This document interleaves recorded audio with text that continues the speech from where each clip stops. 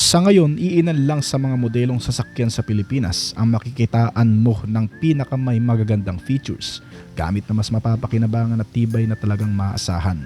Ang mga modelong ito ay ang best SUV car sa Pilipinas na dumating ngayong taon lang na dapat mong bilhin kung naghanap ka ng isang family car. Yan ang iisa-isay natin kasama ng kabuuang presyo nito. Pero bago yun, syempre, kung bago ka pa lamang po dito sa aking channel, baka naman kaibigan po tumalik sa subscribe button pati na ang notification bell para naman update lagi sa mga video na gagawin ko pa. Alright, simulan na natin to!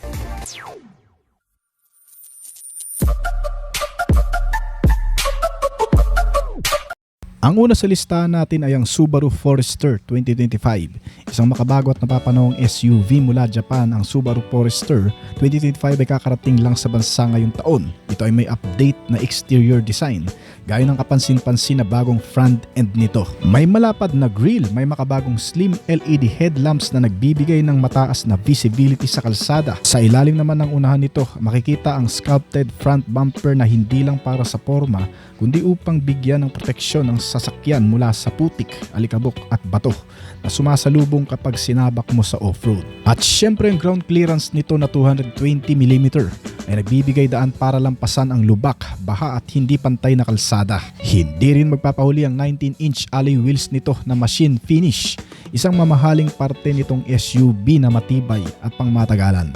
Pagdating sa likuran, dito makikita ang pinaka-evolution ng Forester. May mas maliit na LED tail lamps para mas moderno, malinaw at mas visible sa gabi. Gumagamit ngayon ng makina ang Forester ng 2.5 liter gasoline hybrid engine na kayang gumawa ng hanggang sa 197 horsepower at maximum torque na 276 Nm na nakakabit sa isang CVT transmission.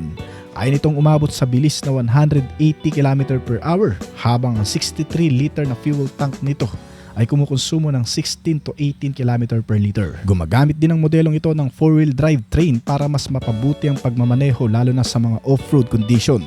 Isa pa sa magandang bentahe ng Subaru Forester ay ang pagiging matibay na klase nito dahil yan sa matatag na structural build quality at mga materyales. Hindi kasi gumagamit ng mga pipitsuging metal ang brand, kundi yung matitibay talaga na klase ng bakal at hindi bastang kinakalawang at nadideform sa mga banggaan.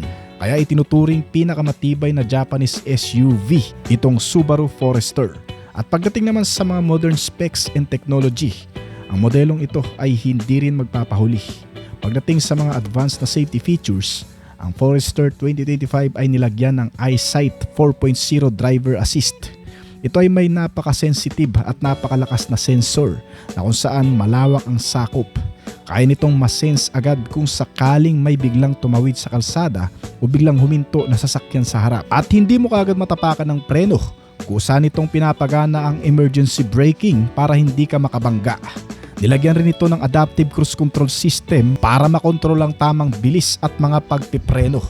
May 8 airbags plus ring-shaped reinforcement frame para sa cabin protection at upang hindi mapuruhan ang mga occupants sa matinding banggaan. Pagdating sa interior, mayroon itong malaking 11.6-inch na touchscreen infotainment system na may karagdagang suporta para sa wireless connectivity features na Apple CarPlay at Android Auto para mas mapadali ang navigation, music at smartphone integration. May wireless charging pad para sa compatible phone na kung saan hindi mo na kailangan dalhin lagi ang charger. At hands-free power tailgate. May kick sensor para magbukas ng automatic ang tailgate nito. Isang convenient features ng sasakyan para mapadali ang paglalagay ng bagahe at gamit. May maluwag na cabin at flexible cargo space din ito. At may rear seat na naipo-fold ng flat para mas maging maluwag ang cargo space. Kasama ng pagkakaroon nito ng dual climate control system, mga bottle and cup holder at mga extra storage space compartment. Nagbibigay dito ng balancing comfort, convenient at mas magandang ride experience. Sa kasalukuyan, ang presyo nitong Subaru Forester 2025 model ay nagkakahalaga mula 2,168,000 pesos hanggang 2,498,000 pesos. Mazda CX-70 ay isang futuristic SUV mula din sa Japan. Ang modelong ito ay dinisenyo para pagsamahin ng ganda, lakas at makabagong technology sa iisang sasakyan. Sa bawat line at curve, makikita sa body nito ang malinaw na hangarin ng Mazda brand na gumawa ng isang SUV na hindi lang basta pang araw-araw kundi handang ihatid ang driver sa mas mataas na antas ng pagmamaneho, na kung saan sa harapan pa lang kapansin-pansin ang kanyang malapad na grille at matatalim na LED lights na nagbibigay ng modernong forma dito. Parang mata ng isang hayop na laging alerto sa kalsada. Ang kabuang disenyo niya ay simple pero elegante. May lakas pero hindi aggressive. Ito ang isang uri ng SUV na hindi sumisigaw ng yabang pero imposibleng hindi mapansin. Sa ilalim ng hood ng Mazda CX-70 ay may makabagong mild hybrid o plug-in hybrid na powertrain depende sa variant. Ito ay patunay na commitment ng Mazda na pagsamahin ng power at efficiency. Mas malakas at mas smooth pero mas matipid ang konsumo. Ang technology ng hybrid niya ay nagbibigay ng futuristic na karakter, malakas na performance at eco-friendly. Puno din ang Mazda CX-70 ng mga safety at driver assist features, mga kamera at malakas na sensor at isang smart system na tumutulong mag-ingat sa loob ng kalsada. Gumagamit ito ng smart brake support o automatic emergency braking na may kasamang front and cross traffic alert. Nilagyan rin ito ng 360-degree view monitor at front parking sensor para sa mga parking assist na may kasamang driver attention alert. Isang safety features na kung saan nakamonitor ito sa driver kung lasing o inaantok. Di naman kaya ay wala na sa tamang wisyo ang driver ay automatic nitong pinapahinto ang sasakyan. Nilagyan rin ito ng vehicle exit warning o rear seat alert na isang safety features para paalalahanan ng driver kung may naiwang bata na natutulog sa likuran nito para hindi kagad malak ang mga pintuan. Bukod sa smart features, matibay din ang structural built nito dahil sa makakapal na bakal ng chassis frame at body frame. Sagana rin sa mga safety features sa interior gaya ng maraming airbags sa front side curtain at sa mga tuhod. Matibay na body frame, may magandang stability plus traction control system para protektahan ka sa aksidente at mabawasan ang epekto ng mga impact. Itong Mazda CX-70 ay may mga upuan na nakabalot ng leather seat at power adjustable pa na may driver seat na may 8 to 10 way adjustment. Naka-heated at ventilated na rin ito. May sapat na legroom space na siyang magbibigay ng mas komportableng pagsakay. Kasama ang malaking 12.3-inch center infotainment display nito na may mga smartphone integration gaya ng Apple CarPlay at Android Auto. May premium sound system na may kasamang 12-speaker system at aircon na may 3-zone climate control. May maluwag na cargo area din ito at may underfloor storage. May maayos na layout sa cabin at mga storage compartment na may kasamang cup holders at iba pang compartments para sa everyday use. Ang modelong ito ay para sa pamilya o mga biyahero na komportable, maluwag at may mga gamit sa loob na bagay sa long drives, road trips o pang araw-araw na biyahe. Umaabot sa $41,820 ang kabuuang presyo nito. Na kung direkta natin i-convert sa Philippine peso, ito ay aabot ng 2,467,000 pesos. Suzuki Fronx 2025. Ang Suzuki Fronx 2025 ay isang bagong model mula sa Suzuki, pinakilala bilang subcompact crossover o small SUV na pinagsama ang agility ng compact car at tiwala ng SUV.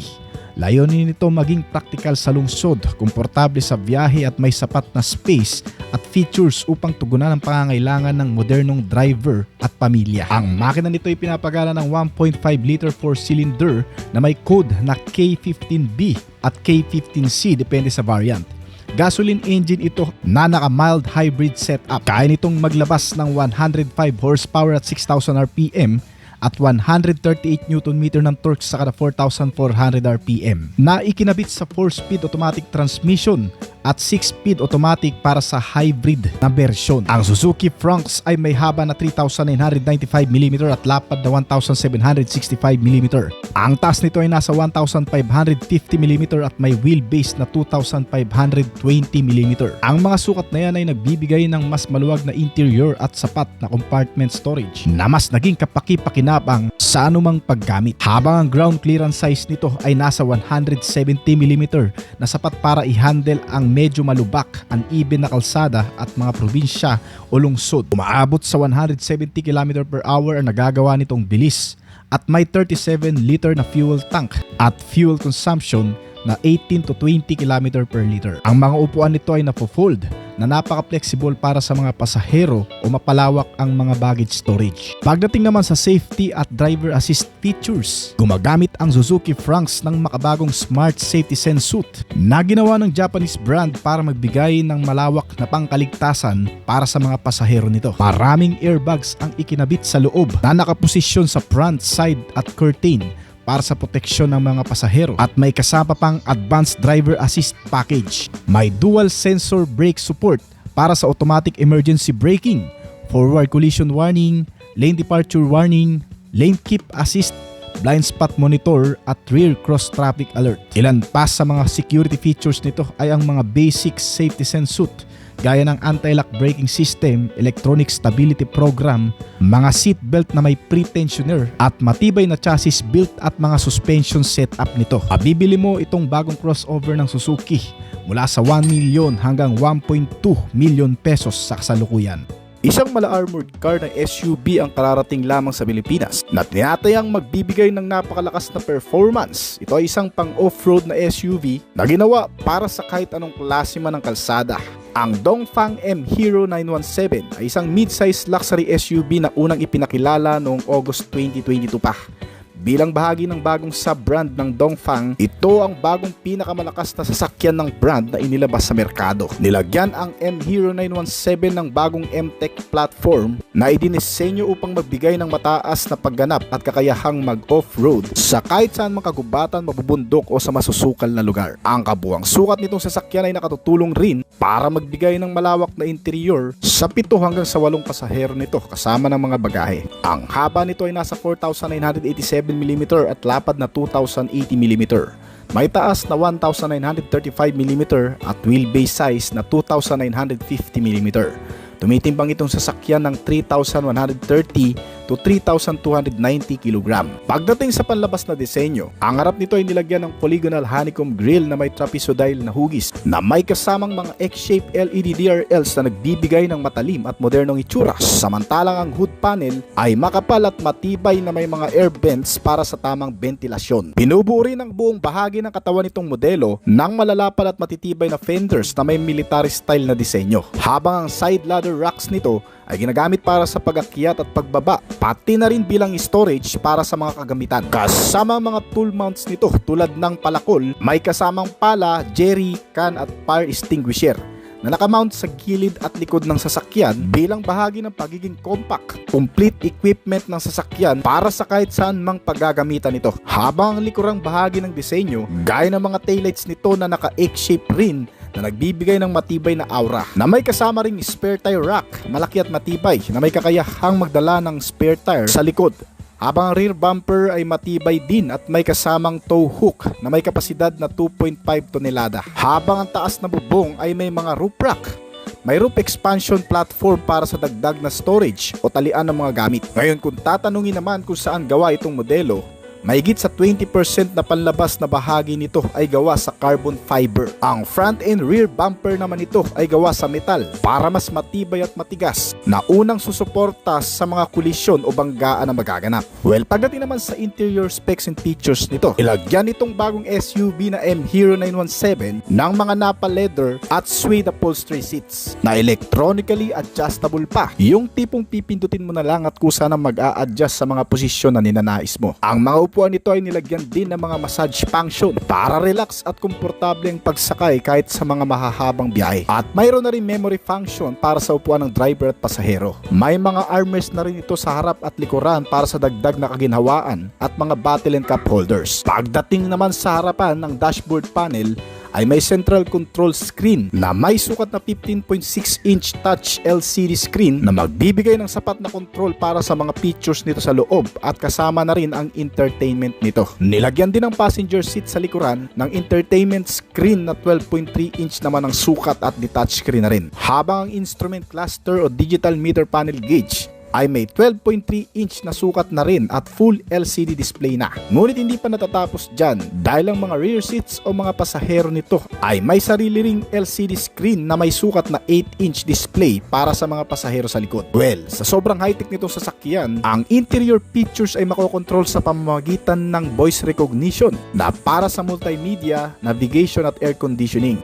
Yung tipong magsasalita ka na lang kung gusto mong buksan o ilipat, sama ang sounds, lakas ng aircon system at iba pang mga function. Nilagyan din ito ng mga wireless connectivity features gaya ng Bluetooth, Apple CarPlay at Android Auto connectivity. Kasama ang 5GB connectivity at Wi-Fi hotspot. Isang mobile application na kung saan pwede mo ring ilagay sa iyong cellphone upang kahit wala ka sa loob nitong sasakyan ay makokontrol mo rin ang iba't ibang function. Pagdating naman sa sound system at ambient features nito, meron itong 16 na speaker na Dyna Audio brand at may mga air purifier pa sa aircon system para siguraduhing malinis ang mga hangin na pumapasok sa loob nito. Nilagyan din ito ng negative ion generator at car fragrance diffuser. Well, kung tatanungin ko para saan ang mga features na ito, tinutulungan itong alisin ang alikabok, pollen, usok at iba pang mga air pollutants. Lumalaban din ito sa mga bakterya at allergy.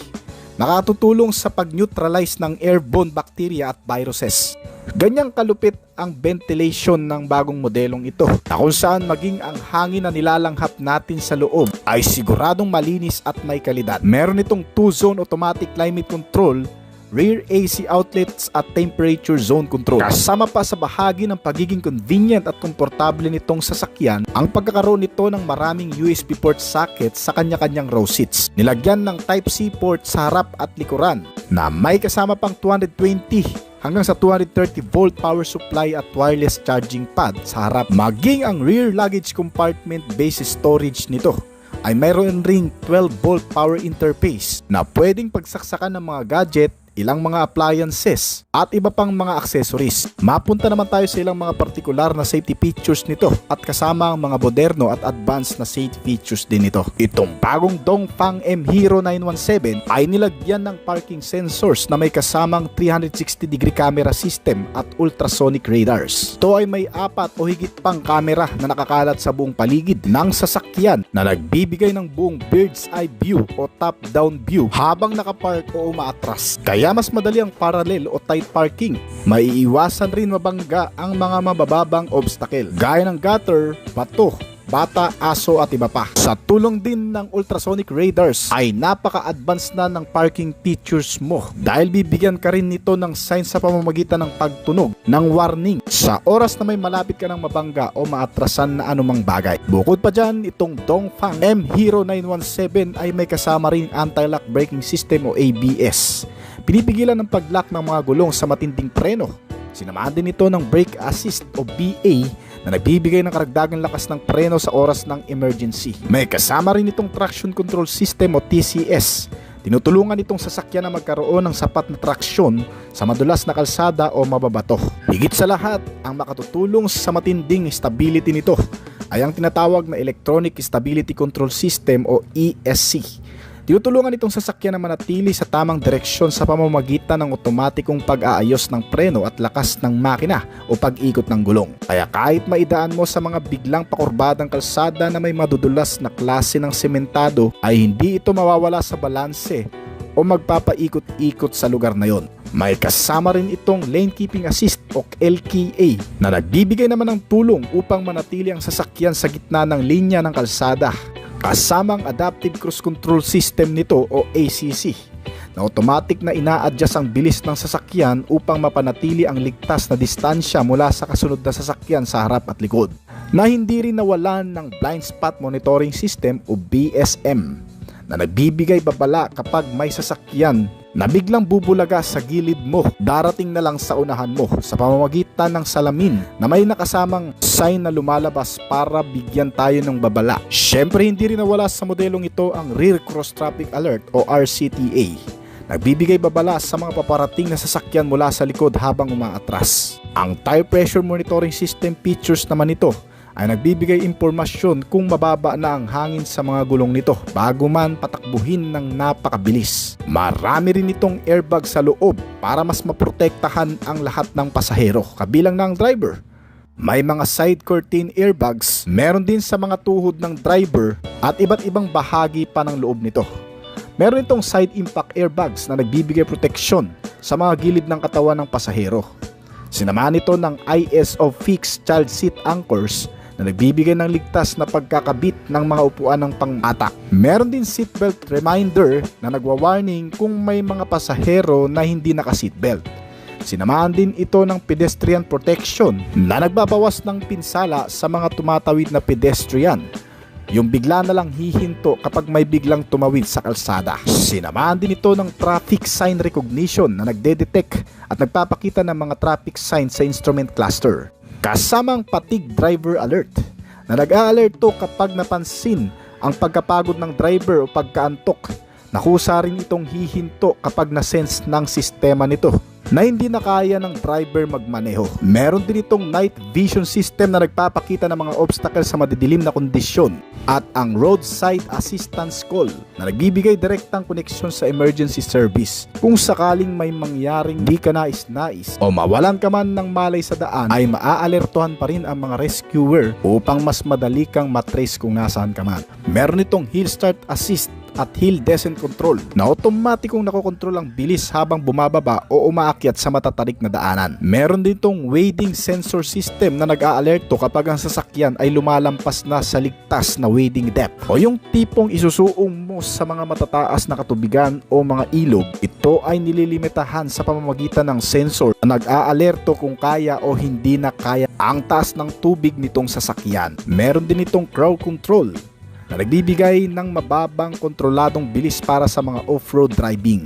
Kasamang differential lock nito na nagbibigay ng pantay na power sa mga gulong para sa mas mahusay na traksyon sa mga off-road conditions. Kung pag-uusapan naman ng pagiging durable, reliable at pagiging matibay nito na klase, itong bagong SUV ay nilagyan ng body-on-frame construction, matibay at angkop para sa mga off-road applications. May mas mataas na torsion rigidity at proteksyon laban sa mga impact. Ang front and rear suspensions nito ay parehong naka-double wishbone independent suspensions. Ang mga shock absorbers ay may air suspensions na may 150mm stroke na nagbibigay daan sa adjustable ride height at damping hardness para sa iba't ibang driving conditions. So matotal, ang off-road ability nitong modelo ay hindi matatalo ng ilan sa mga brand competitor nito. Dahil bukod pa dyan, sinamahan na rin ito ng integral active steering, nagbibigay ng mas mahusay na maneuverability sa mas mababang bilis o sa mga off-road na pagmamaneho.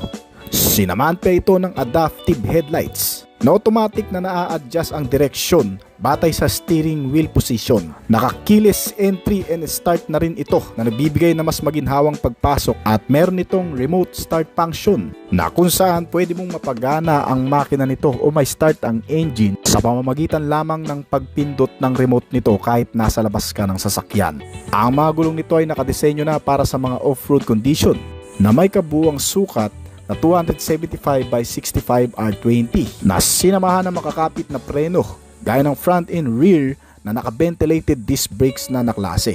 Well, kung pag-uusapan naman ang engine specs at capability nito, itong bagong Dongfeng M Hero 917 ay isang powerful na hybrid SUV. Dalawang klaseng makinang nagpapagana sa modelong ito.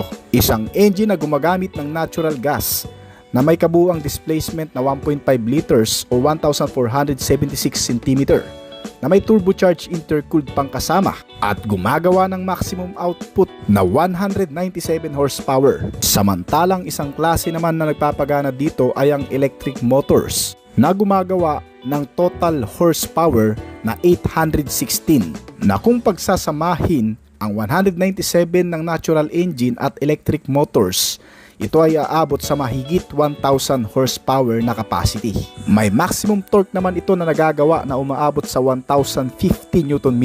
Meron itong permanent magnet synchronous motor na nagsisilbing generator nito upang kusang mag-charge ang baterya sa pamamagitan lamang ng pag-ikot ng gulong at pagpipreno nito. Nagbibigay ng mas malakas na enerhiya sa pamamagitan ng elektrisidad. Ang battery type din na ikinabit dito para sa hybrid system nito ay isang ternary lithium battery pack na may capacity na 65.8 kWh. Mabilis rin ang charge ng battery nito dahil wala pang isang oras ay maaari nang itong ma-full charge. Meron itong 2-speed automatic transmission type at driving mode na electric 4-wheel drive. Gumagawa ito ng 0 to 100 km per hour accelerations sa loob ng 6.76 seconds o katumbas yan ng maximum speed na nagagawa nito na umaabot ng 191 km per hour. Kung gamit ang kuryenteng pagpapatakbo, ito ay umaabot sa 200 km bago tuluyang maubos ang enerhiya ng battery. Samantalang kung ang gasolina naman ang gagamitin, ito ay may fuel consumption rate na umaabot ng 14 km per liter. May fuel tank capacity itong SUV na 84 liters at ground clearance size na 257 mm.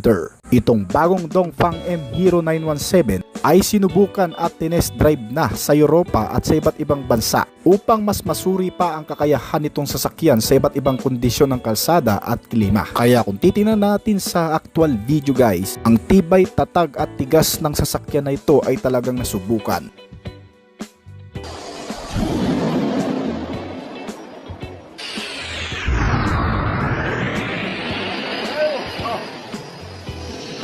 Nilabas ito noong August 2022 bilang isang concept model pa lamang at nagsimula na ang produksyon nitong modelo noong Abril 5, 2023. Inilabas na ito sa merkado ng Pilipinas ngayong taon lamang mula sa Chinese car manufacturer, ang Dongfang Automaker. Nagkakahalaga ito sa estimated price mula sa 5,500,000 pesos hanggang sa 7 million pesos kung sakaling opisyal nang ibibenta ito sa merkado ng Pilipinas.